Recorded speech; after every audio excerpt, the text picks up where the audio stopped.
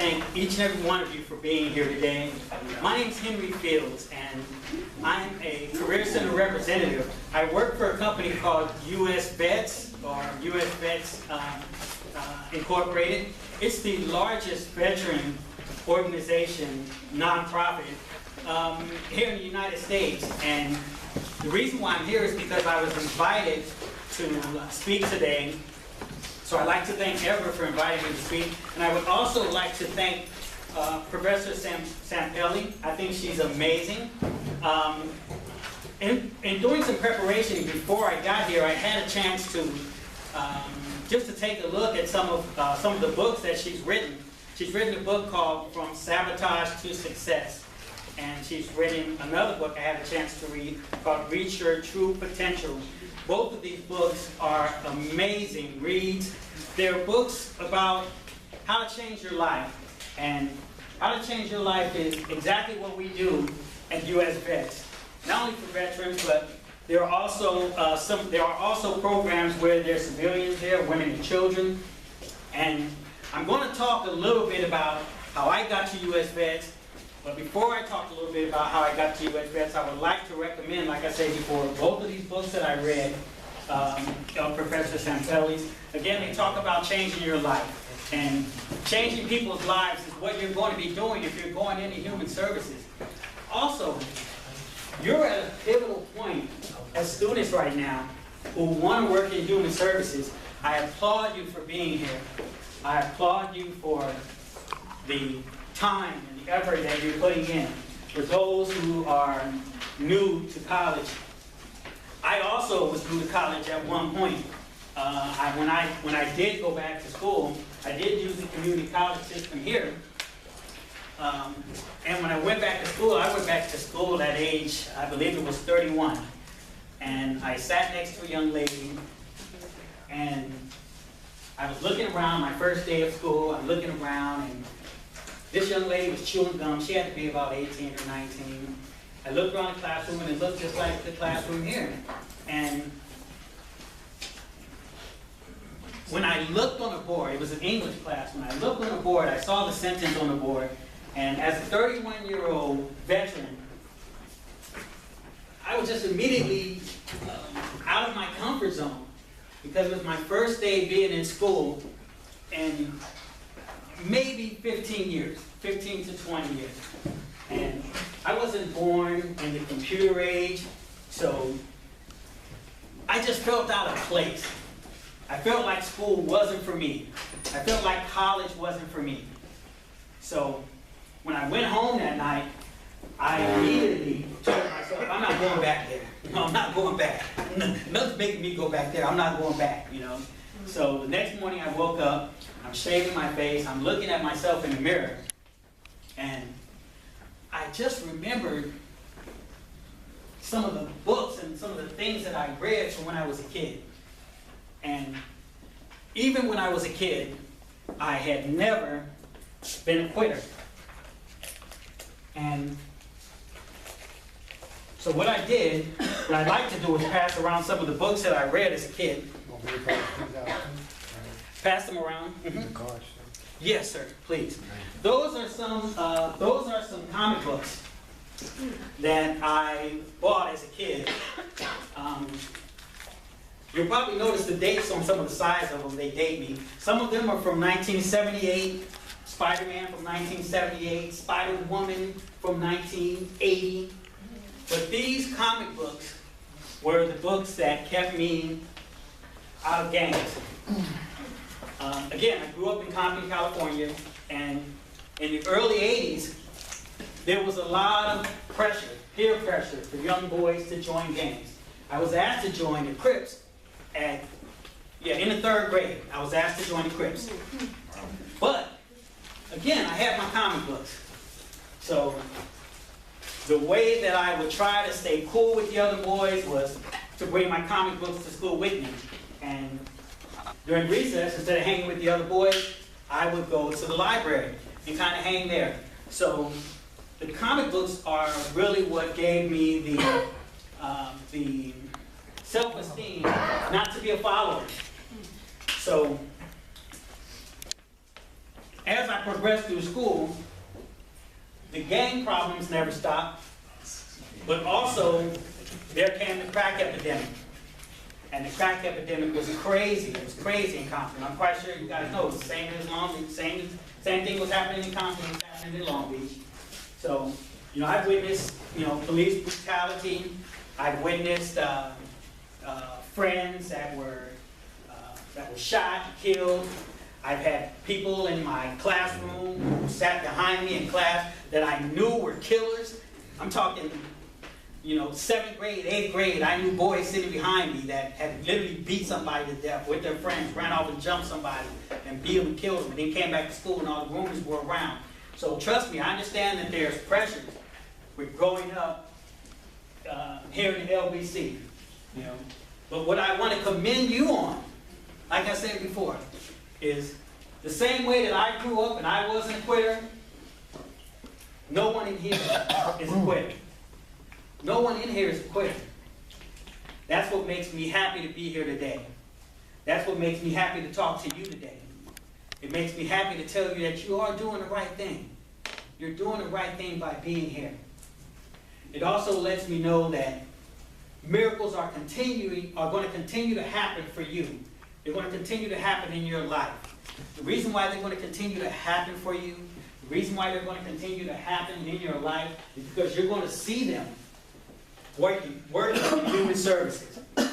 Working in human services, your eyes are going to see so much. The job that you do is going to be so rewarding that even though you are going to be able to make a nice living, even though you're going to be able to provide for yourself and your families, the work that you do is going to be so fulfilling to you that the paycheck is going to be secondary. You see, to work in human services, you have to genuinely love people. You have to genuinely love helping others. If you genuinely love what you do, you won't work a day in your life. I guarantee that. You will not work one day in your life. So what we're going to do first we're going to go to the flyer that I gave you all. This one here. We're going to go to this flyer. I'm going to just briefly explain a little bit more about myself and my education. I went to, first of all, graduating from high school was pretty tough for me. Again, I graduated from Dominguez High School in 1987, and back then, my high school, Dominguez High, had a graduation rate of, I believe, 27%.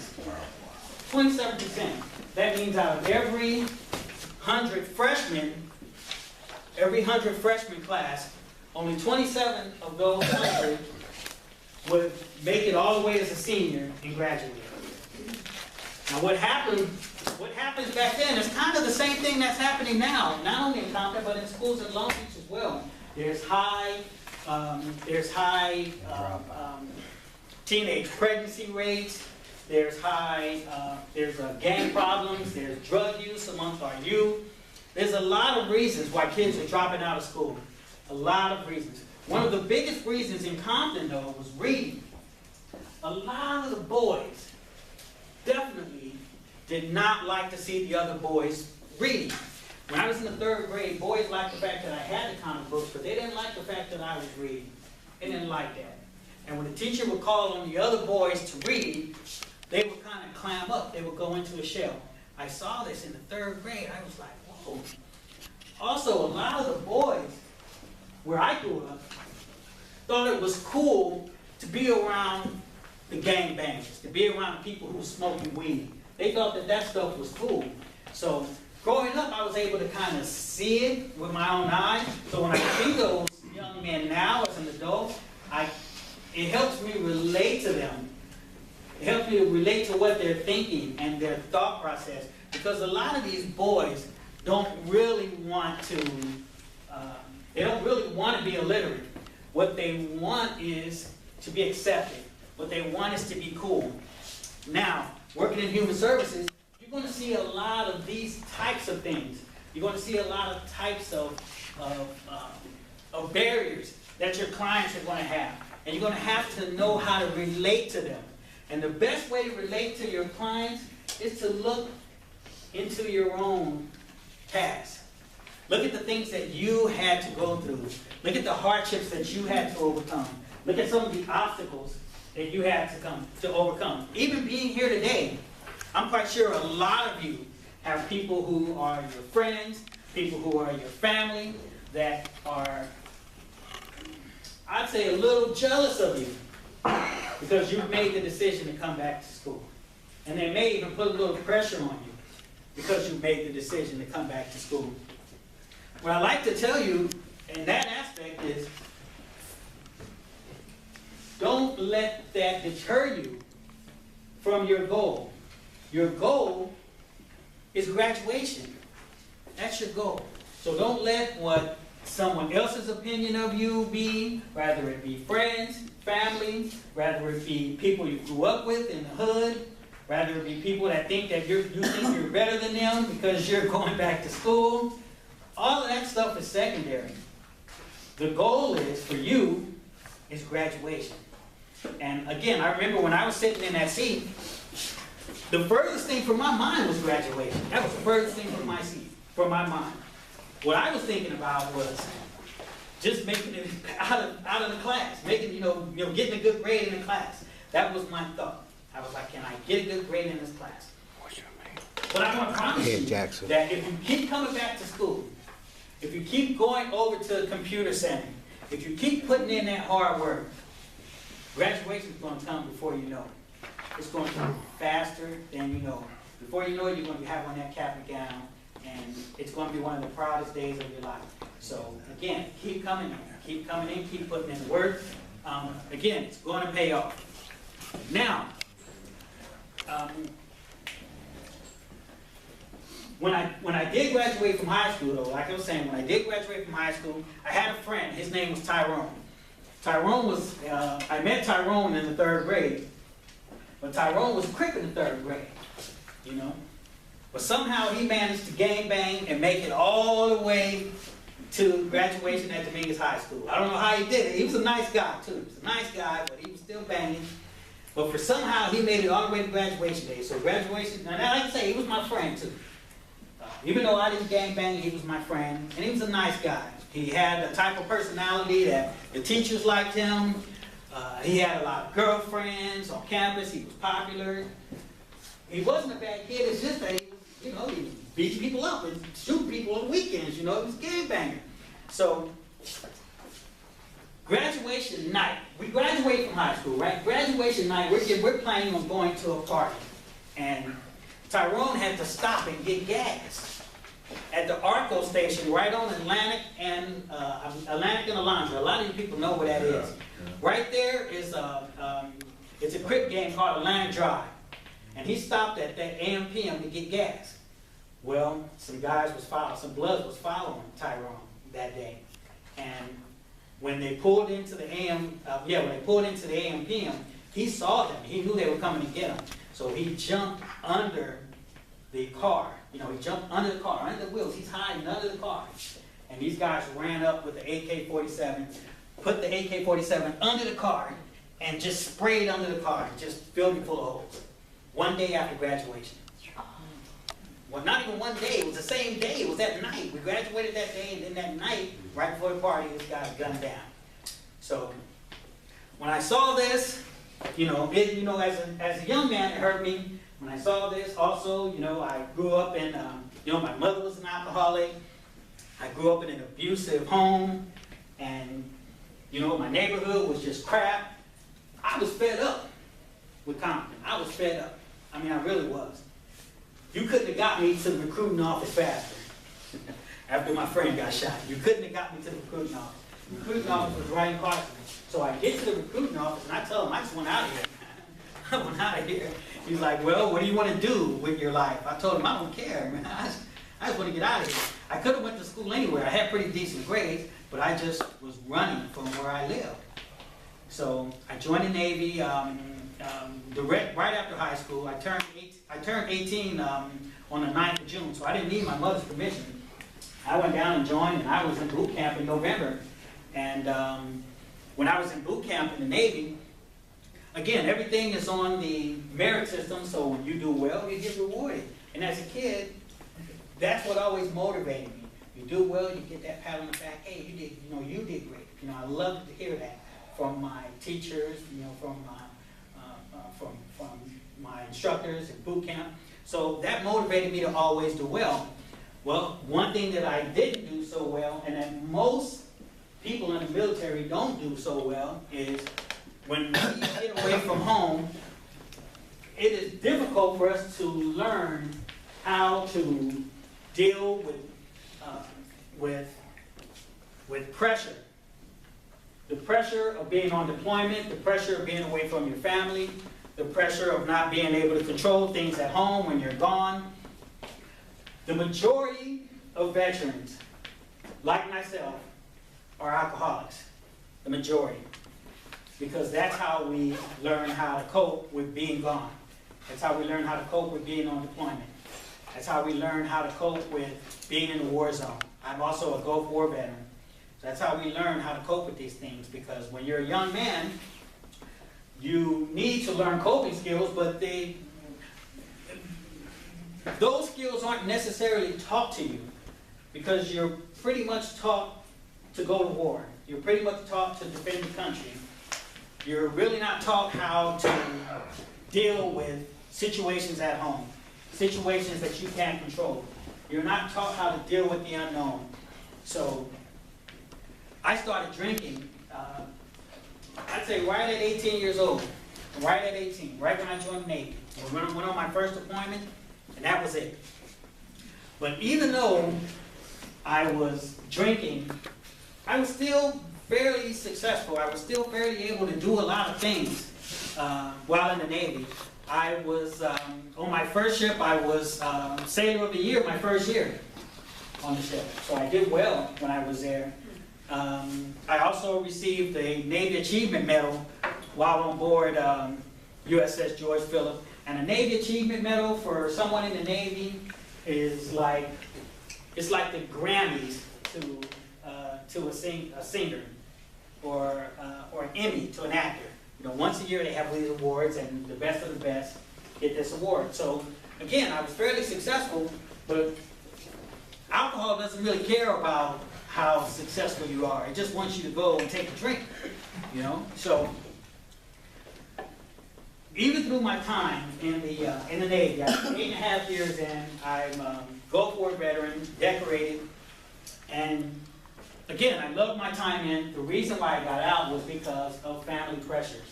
Family pressures.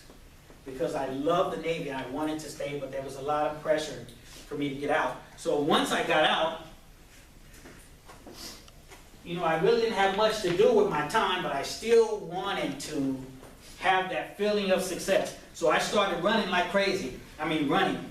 I literally would just run right here in Long Beach, sometimes 6 miles a day from 1st Street all the way to Seal Beach, and then from Seal Beach back to 1st Street. So that would be about anywhere from, that would be about 13 miles. Yeah, 13 miles. I just would just run. And I completed 4 marathons, including the Long Beach Marathon, which they had yesterday. And again, it's a wonderful feeling to have accomplishment. But even those things didn't satisfy me. Those things didn't satisfy me. What really satisfied me was helping people, for one. And when I was in the Navy, I got the opportunity to help many people. So that was satisfying to me. Okay. Now, what I do now is I advocate for veterans. And that is what is really fulfilling for me. But how did I get to being an advocate for veterans? I'd like everyone to pull out this flyer here. This is the flyer where I work today. And where I work today literally saved my life. Where I work today literally saved my life. I went to the VA in December of 2010 because I couldn't stop drinking. I started drinking at age 18 years old, and I was 40 years old, and I couldn't stop drinking. No matter what I did, no matter how many miles I ran,